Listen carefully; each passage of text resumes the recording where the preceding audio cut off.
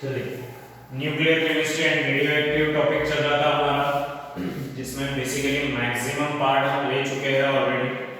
That is neutron क्या होता है, प्रोटॉन क्या होता है, न्यूट्रॉन और प्रोटॉन का मिलकर आइसोटोप किसे कहा जाता है, आइसोबार किसे कहा जाता है। दैट इज बहुत सारा डिटेलिंग जिनके ऊपर ऑलरेडी जिसे हम कंसिडर करेंगे हो चुका है। आज हम उसी में आगे पढ़ने जा रहे हैं। दैट इज बेसिकली क्या कहेंगे, nuclear binding energy and mass defect. एक one of the important topic है जिसको हमें कंसीडर करना है और ध्यान में रखना है।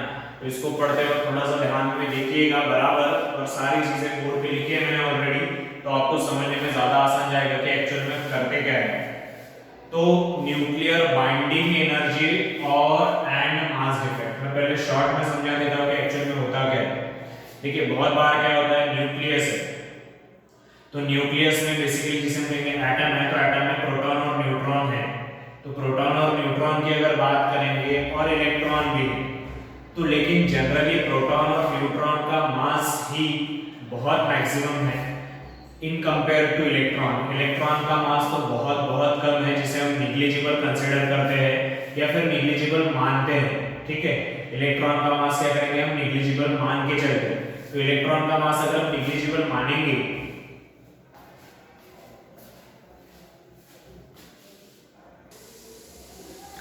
तो इलेक्ट्रॉन का मास अगर निग्लिजिबल मानेंगे तो बेसिकली बचे दो, प्रोटॉन और न्यूट्रॉन।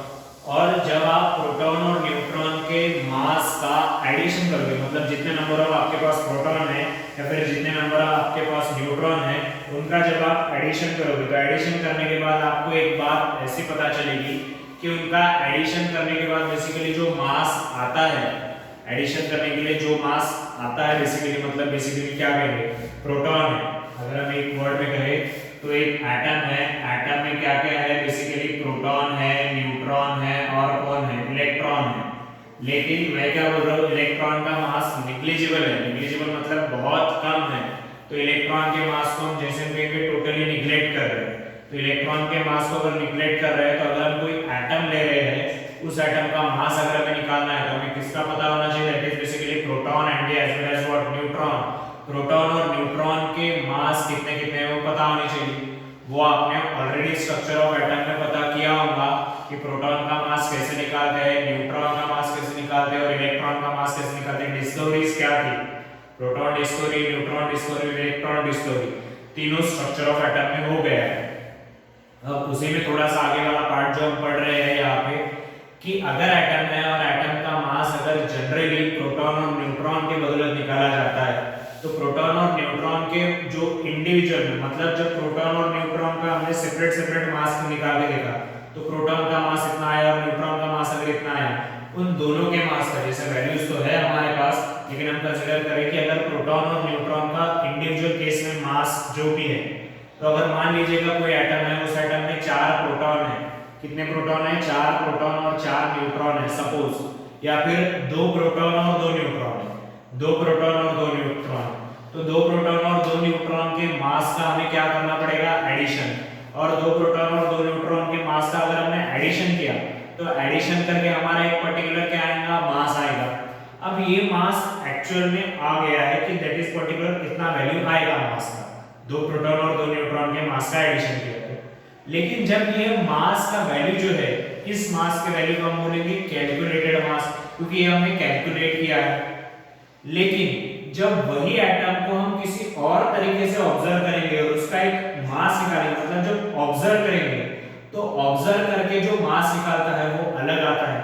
मतलब मीनिंग क्या बोल रहा हूँ, मीनिंग ये बोल रहा हूँ कि जब हम मतलब प्रोटॉन का, न्यूट्रॉन का, दोनों के मासेस का एडिशन करें, अगर 4 प्रोटॉन है तो 4 बार प्रोटॉन का मास ऐड करें, 4 न्यूट्रॉन है तो 4 बार न्यूट्रॉन का मास ऐड करें, तो मास ऐड करके एक आंसर आएगा। वो आंसर किसका आंसर होगा, टोटल मास का आंसर होगा। और एक्चुअल में एटम का जो मास आता है, इन दोनों मास के बीच में डिफरेंस देखा जाता है। इन दोनों मास के बीच में क्या देखा जाता है, डिफरेंस देखा जाता है। वो डिफरेंस को हम कहते हैं that is known as mass defect. Mass के बीच में क्या आना, डिफरेंस आना। डिफरेंस मतलब एक्चुअल में मास जो है वो थोड़ा सा अलग रहेगा, और जो हम कैलकुलेट करके निकालेंगे वो थोड़ा सा कैसा रहेगा, अलग। तो तो इन दोनों में का डिफरेंस निकालना, दैट इज क्या होता है, मास डिफरेंस। अब ऐसा क्यों होता है कि जो मास हम एक्चुअल में निकाल रहे हैं और जो मतलब जो हम कैलकुलेट करके निकाल रहे हैं और जो उसका ऑब्जर्व है, मतलब कैलकुलेट करके हम एक निकाल रहे हैं और एक ऑब्जर्व वाला हमें दिख रहा है, इन दोनों में डिफरेंस क्यों दिखता है?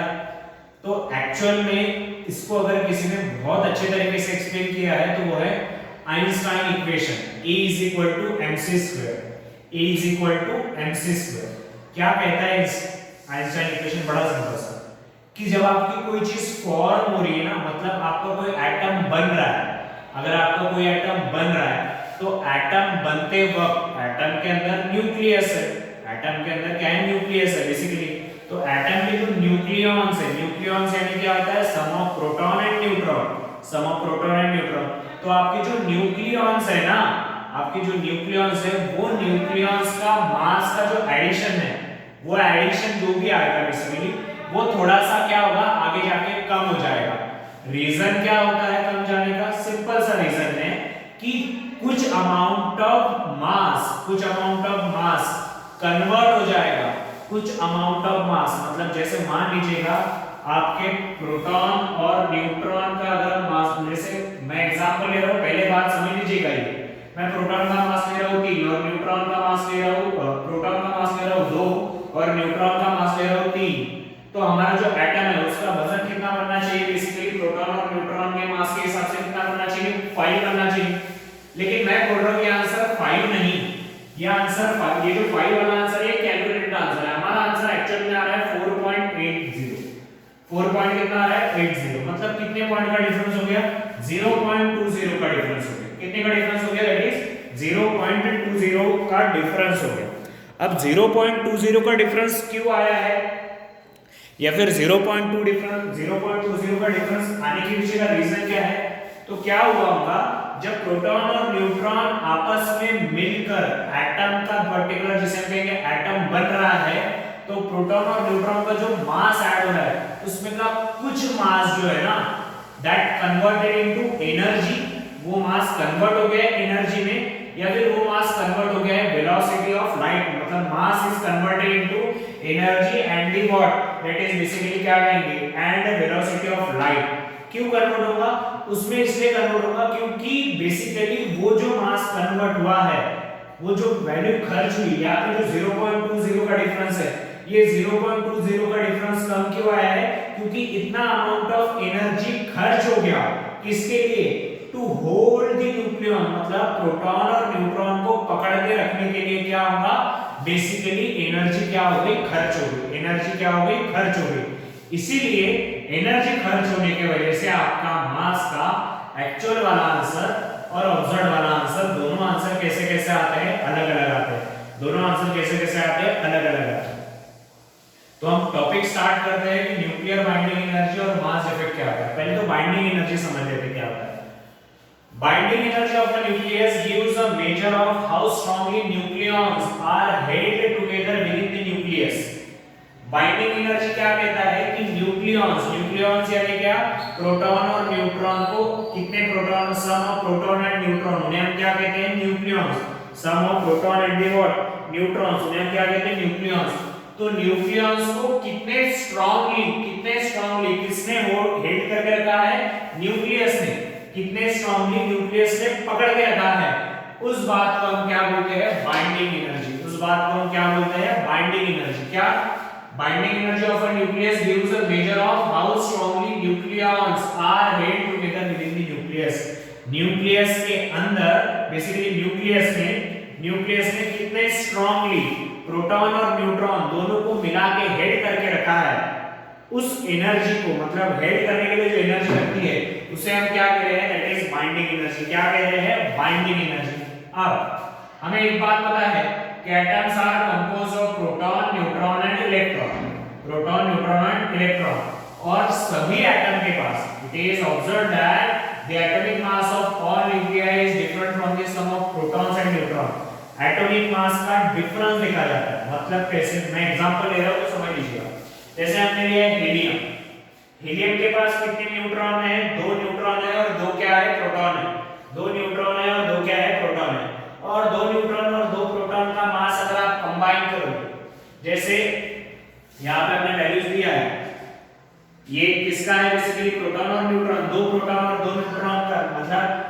प्रोटॉन का मास है और एक न्यूट्रॉन का मास है, जब आपने उसको मल्टीप्लाई किया 2 से, क्योंकि दो प्रोटॉन है ना, तो 2 से मल्टीप्लाई करेंगे और इधर भी 2 से मल्टीप्लाई करेंगे। जब इनका मल्टीप्लिकेशन करके एडिशन किया तो हमारा आंसर आया 4.03302 AMU, that is atomic mass unit. Atomic mass unit क्या होता है वो आपने फर्स्ट लेसन में ऑलरेडी पढ़ा है। तो अगर एटॉमिक मास होता है तो ये इसका आंसर है। ये आंसर कैसे आया, ये हमने कैलकुलेट करके निकाला कि हमें पता है 2 प्रोटॉन है और 2 न्यूट्रॉन है, तो 2 प्रोटॉन और 2 न्यूट्रॉन है तो हमें प्रोटॉन का सेपरेटली मास कितना आता है वो भी पता है और न्यूट्रॉन का सेपरेटली मास कितना आता है वो भी पता है। वो कहां से पता है, वो स्ट्रक्चर ऑफ एटम से ऑलरेडी पता है। तो अगर वहां से पता है तो उनका हमने सीधा सीधा मल्टीप्लिकेशन करके एडिशन किया तो हमारा आंसर कितना आया 4.03302 AMU। लेकिन जब एक्चुअल मास ऑब्जर्व किया गया किसका, हीलियम का, लेकिन जब एक्चुअल हीलियम का मास ऑब्जर्व किया गया वो आंसर कितना आया 4.0028 AMU। एक्चुअल ऑब्जर्व्ड मास कितना आया 4.0028 AMU, that is atomic mass unit. मतलब ऑब्जर्व्ड वाला आया, बेसिकली एक कैलकुलेटेड वाला आया और एक ऑब्जर्व्ड वाला आया। तो इन दोनों में डिफरेंस कितने का देखा गया 0.0302। इतना वैल्यू का क्या देखा गया डिफरेंस, मतलब इतना मास क्या हो गया, इन शॉर्ट कहीं पे गायब हो गया।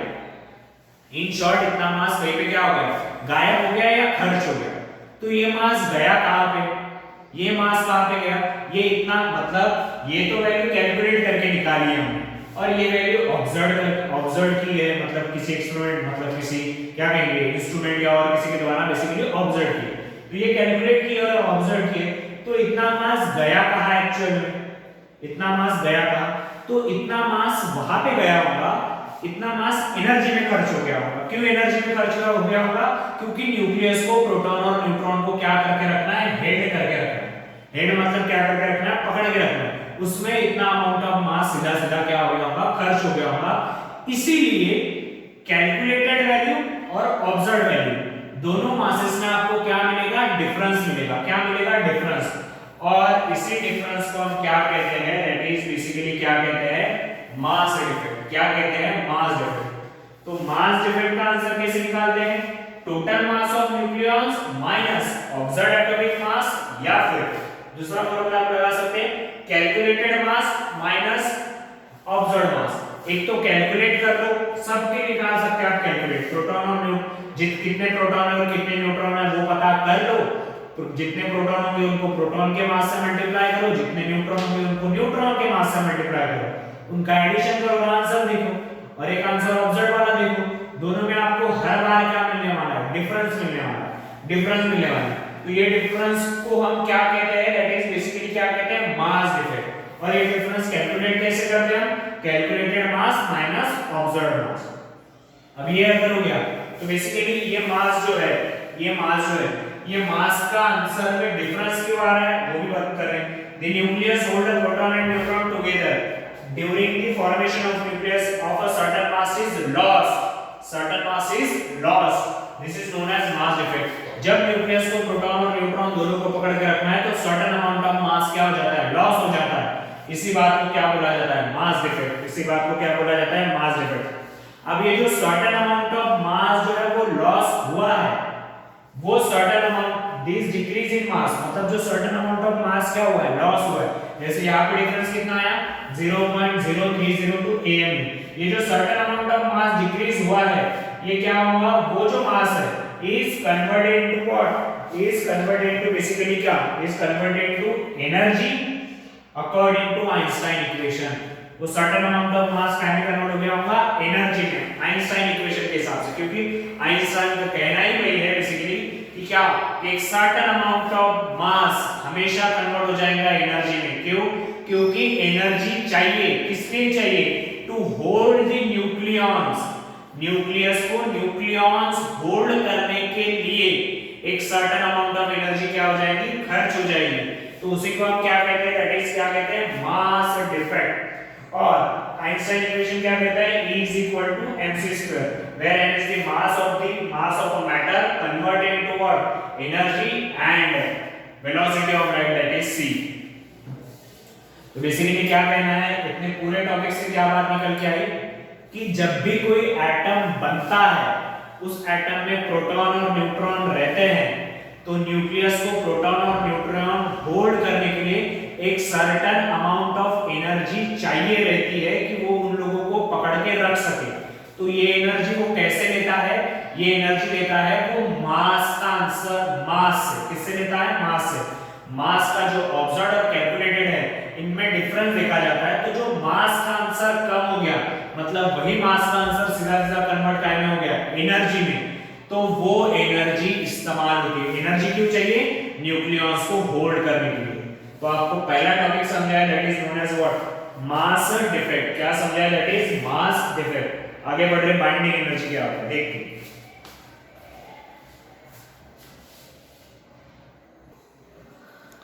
देन आगे अगर ये हो गया, देन अब बात करते हैं कि एनर्जी अगर खर्च हो रही है तो उस एनर्जी का डेफिनेशन क्या है।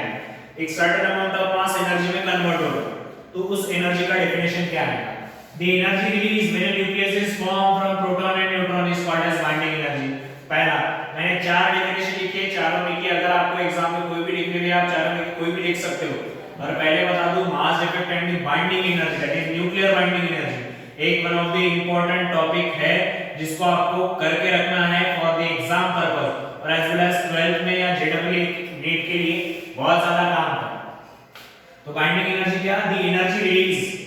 एनर्जी क्या हो गई? रिलीज हो गई। ये एनर्जी आई कहां से? मास से। Energy is release when a nucleus is formed from proton and neutron is called as binding energy। या फिर दूसरा डेफिनेशन क्या आप ले सकते हो? The energy required for holding the nucleons together within the nucleus of an atom is called as nuclear binding energy. Nucleons को basically nucleons को न्यूक्लियस के अंदर, न्यूक्लियॉन्स यानी कौन? प्रोटॉन और न्यूट्रॉन। प्रोटॉन और न्यूट्रॉन को न्यूक्लियस के अंदर होल्ड करने के लिए जो एनर्जी लगती है उस एनर्जी को हम कहते हैं न्यूक्लियर बाइंडिंग एनर्जी। वो न्यूक्लियर बाइंडिंग एनर्जी किससे आती है? बेसिकली एक सर्टेन अमाउंट ऑफ मास से, और वो मास का डिफेक्ट आपको हर बार दिखेगा, हर एटम में। एज वेल एज और दो डेफिनेशन भी लिख के दिए। It may be defined as the energy required to break the nucleus into its constituents where in the binding energy of electron to the nucleus can be neglected या फिर has been neglected। मैंने पहले ही बोला था कि electron का मास हम negligible समझ रहे हैं, हम किसका मास कंसीडर कर रहे हैं? प्रोटॉन और किसका? दैट इज न्यूट्रॉन का। ठीक है, तो प्रोटॉन और न्यूट्रॉन को होल्ड करने के लिए जो एनर्जी लग रही है उसे न्यूक्लियर बाइंडिंग एनर्जी बोल रहे हैं। और ये न्यूक्लियर बाइंडिंग एनर्जी कहां से आएगी? ये न्यूक्लियर बाइंडिंग एनर्जी जो आपका कैलकुलेटेड और ऑब्जर्व्ड मास है, इनका डिफरेंस जब आप देखते हो, वो डिफरेंस क्यों दिखता? क्योंकि एक certain amount of mass energy में कन्वर्ट हो जाता है। एनर्जी क्यों चाहिए? न्यूक्लियॉन्स को होल्ड करने के लिए। ठीक है, तो अगर बेसिकली ये हो गया आपका mass defect and as well as what? Nuclear binding energy. अब न्यूक्लियर बाइंडिंग एनर्जी अगर हो गया तो यूनिट्स ऑफ न्यूक्लियर मासेस और एनर्जी, मतलब एनर्जी का यूनिट और न्यूक्लियर मासेस का यूनिट क्या होगा, दोनों डिसाइड कर लेते। तो आपको पता है nuclear masses is expressed in AMU, Dalton's atomic mass unit U, which is exactly 1/12 of the mass of the carbon 12 atom। मैं पहले बता रहा हूं, यहां से आगे वाला टॉपिक अगर आपने लेसन नंबर 1 11 का पढ़ा है तो समझ में आएगा कि ये आया कहां से। जिन्होंने नहीं पढ़ा है वो बात समझ लीजिएगा कि एटम के मास कैसे निकाले गए हैं। लेसन नंबर 1 में आपको पढ़ाया गया है, वहां से वो एक बार देखिए फिर आगे चलिए। ठीक है, तो U का मास कैसे निकलता है? Basically 1/12 of mass of carbon atom, तो जो कि एक्चुअल में आया आता कितना है? 1.66 into 10 to the power -27 kg। अब the energy is released in the conversion of 1U mass into what? Energy is equal to m²। मास का आंसर कितना है? इतना। और वेलोसिटी ऑफ लाइट का आंसर कितना है? 3 into 10 to the power 8, 3 into 10 to the power 8 metre पर second. ये अगर वैल्यूज है, ये अगर वैल्यूज है बेसिकली, तो इससे आप काय का आंसर निकाल सकते हैं? एनर्जी। मतलब एक U that is 1 atomic mass unit को एनर्जी में, मतलब एनर्जी में कन्वर्ट होने के लिए, मतलब बेसिकली अगर आप उसको वेलोसिटी ऑफ लाइट से मल्टीप्लाई कर दोगे तो आपको कितनी एनर्जी रिलीज होगी या कितनी एनर्जी लगेगी, आप इसका आंसर आराम से निकाल सकते हो। ठीक है, आप इसका आंसर आराम से क्या कर सकते हो, निकाल सकते हो। अब ये अगर दोनों टॉपिक हो गए, बात समझिएगा, न्यूक्लियर बाइंडिंग एनर्जी और मास इफेक्ट दोनों बार-बार कैलकुलेट कर लीजिएगा, वीडियो रिमाइंड करके बार-बार देखिएगा। अब हम नेक्स्ट पढ़ने जा रहे हैं expression for nuclear binding energy. Nuclear binding energy को कैलकुलेट कैसे किया जाएगा, उसके लिए एक्सप्रेशन क्या आता है या फिर उसको लिखेंगे कैसे या किस तरीके से उसको दैट इज क्या कहेंगे इक्वेशन बनाएंगे हम। ठीक है, तो consider a nuclide, consider a what, nuclide. कैसे डिनोट किया है, x से। ठीक है, जिसमें a और z दिया है। z यानी क्या होता है, नंबर ऑफ प्रोटॉन, और a z अगर आप करोगे तो आपका क्या निकलेगा, नंबर ऑफ क्या निकलेगा, न्यूट्रॉन, नंबर ऑफ क्या निकलेगा, न्यूट्रॉन। अब ये जो न्यूक्लाइड है इसका हम m क्या ले लेते हैं, that is mass of a nuclide. Suppose हम इसका क्या लेते हैं, मास, ये जो लिया गया है, ये जो न्यूक्लाइड लिया गया है x, इसका मास क्या ले रहे हैं हम, m, इसका मास क्या ले रहे हैं हम, m, एज वेल एज हम mp ले रहे हैं, that is mass of proton, और mn ले रहे हैं, that is mass of neutron. क्या ले रहे हैं, mass of proton, and as well as क्या ले रहे हैं, मास ऑफ न्यूट्रॉन। अब अगर ये दोनों वैल्यू ले ली है तो अब हमें कैलकुलेट करना है, दैट इज टोटल मास। क्या कैलकुलेट करना है, टोटल मास।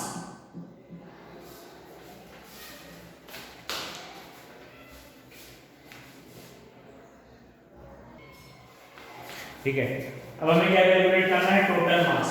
तो टोटल मास कैसे निकालेंगे, टोटल मास बड़ा सिंपल तरीके से निकालेंगे। हमें क्या करना पड़ेगा, मेरी बात सुनिएगा, अगर आपको किसी एटम का टोटल मास निकालना है तो आपको प्रोटॉन का मास, इलेक्ट्रॉन का मास और न्यूट्रॉन का मास दोनों ऐड करना पड़ेगा, बराबर है। तो अगर ऐड करना पड़ेगा तो न्यूट्रॉन का आंसर कैसे निकलता है, a z into mass of neutron plus mass of proton plus mass of electron, बराबर है। और इन दोनों के आगे z लिख रहा हूं क्योंकि आपको पता है z किस बात को डिनोट करता है, z atomic number, number of proton and number of electron, उस बात को क्या करेगा, डिनोट करेगा। ठीक है, अगर डिनोट करेगा तो ये हो गया टोटल मास। इस तरीके से आप टोटल निकालोगे, कैसे, न्यूट्रॉन का मास, प्रोटॉन का मास और इलेक्ट्रॉन का मास, बराबर है, हाँ या ना। अब मान लीजिएगा अगर आपके पास सपोज 3 प्रोटॉन है, सॉरी 3 न्यूट्रॉन है, तो आप 3 इनटू क्या करोगे, मास ऑफ न्यूट्रॉन। देन आपके पास 3 ही प्रोटॉन है तो आप क्या करोगे, 3 इनटू मास ऑफ प्रोटॉन। अगर आपके पास 3 इलेक्ट्रॉन है तो आप क्या करोगे, 3 इनटू मास ऑफ इलेक्ट्रॉन। ऐसा जब आप मल्टीप्लाई करोगे तो आपको क्या मिलेगा, टोटल मास, जैसे मैंने यहां पे किया 2 इनटू एक मास एंड 2 इनटू दूसरा mass, that is mass of proton and the mass of neutron. अगर ये दोनों वैल्यूज हो गए तो अब हमें कैलकुलेट करना है यहां पे बेसिकली क्या, that is known as mass defect. क्या कैलकुलेट करना है, मास डिफेक्ट। तो मास डिफेक्ट का सिंबल है डेल m, और डेल m का फार्मूला क्या कहता है, that is calculated mass minus that is observed mass. Calculated mass minus क्या आएगा, ऑब्जर्व्ड मास। अब कैलकुलेटेड मास कैसे निकालोगे, इसी फार्मूले से, दैट इज क्या, a minus z into mn plus z into mp plus z into me, that is mass of proton and the mass of what, electron। और as well as observed mass को हम सीधा सीधा लेते हैं, हमने क्या कहा है, mass of nuclide कितना देखा गया है, m, तो इसको हम कितना ले रहे हैं, m। अब जब आप इसको सॉल्व करोगे तो सॉल्व करते वक्त आपको एक बात पता चलेगी, a minus z into mn, और इधर अगर आपने z कॉमन निकाल दिया तो यहाँ पे क्या आएगा, m mass of proton plus mass of electron minus क्या आएगा, m। अब यहाँ पे a minus z into mass of neutron plus z into mh। अब mh क्या है, mh यानी मास ऑफ हाइड्रोजन। रखिएगा कि वेयर, मैं यहाँ पे लिख के दे देता हूँ, where mp that is mass of proton plus mass of electron is equal to mass of hydrogen. mass of क्या होता है हाइड्रोजन, वो सेम ही होता है, वो क्या होता है सेम ही होता है। अगर ये आपका फॉर्मूला आ गया, या आपका फॉर्मूला सीधे सीधे लैंग्वेज में क्या कहेंगे a माइनस z, और बेसिकली क्या कहेंगे a minus z mn n plus z plus mh and minus n। तो इसको अगर हम देखें फॉर्मूले को, तो del m is equal to, फॉर्मूले को आप ऐसा भी लिख सकते हैं a minus z mn plus z into n mass of proton, mass of proton. बात समझिएगा, मास ऑफ हाइड्रोजन और यहाँ पे मास ऑफ प्रोटॉन लिखा है, तो मास ऑफ प्रोटॉन वैल्यूज में कोई डिफरेंस नहीं है, इसलिए मास ऑफ हाइड्रोजन लिखो या मास ऑफ प्रोटॉन लिखो वो एक ही है, ठीक है। अब यह आपका फॉर्मूला बना है, जो फॉर्मूले से आप कितना अमाउंट ऑफ मास कम हो गया है वो आप निकाल सकते हो, that is mass defect calculate कर सकते हो, जिसके बेसिस पे हमें फॉर्मूला कुछ क्वेश्चन सॉल्व करने हैं, तो आप कितना अमाउंट ऑफ मास कन्वर्ट हो गया है वो आप कैलकुलेट कर सकते हो। तो ये अगर है, तो यहाँ पे a माइनस z यानी क्या होता है, a माइनस z यानी क्या होता है नंबर ऑफ क्या है आपका प्रोटॉन, देन mn यानी क्या होता है मास, सॉरी यहाँ पे प्रोटॉन लिखा है मैंने, मास नंबर ऑफ न्यूट्रॉन चाहिए, ठीक है, नंबर ऑफ न्यूट्रॉन, यहाँ पे क्या आएगा mass of neutron, then z यानी क्या आता है number of proton, then m ये क्या सिंबल है mass of proton, then m क्या डिनोट करेगा ऑब्जर्व्ड मास या फिर mass of a nuclide, del m क्या डिनोट करेगा मास डिफेक्ट, डेल m क्या डिनोट करेगा मास डिफेक्ट, डेल m क्या डिनोट करेगा मास डिफेक्ट, और me क्या डिनोट करेगा मास ऑफ इलेक्ट्रॉन। तो यह आपका सबसे इंपॉर्टेंट फार्मूला है जिसके बेसिस पे अपने को क्या कैलकुलेट करनी है न्यूमेरिकल, सबसे पहले क्या कैलकुलेट करनी है न्यूमेरिकल। तो अभी आप इस सब का पूरा स्क्रीनशॉट ले लीजिएगा, आराम से लिखिए, ये सारी चीजें वीडियो रिमाइंड करके बार-बार देखिए, फिर आगे का वीडियो देखिए तो आपको समझने में ज्यादा आसानी जाएगी, ठीक है।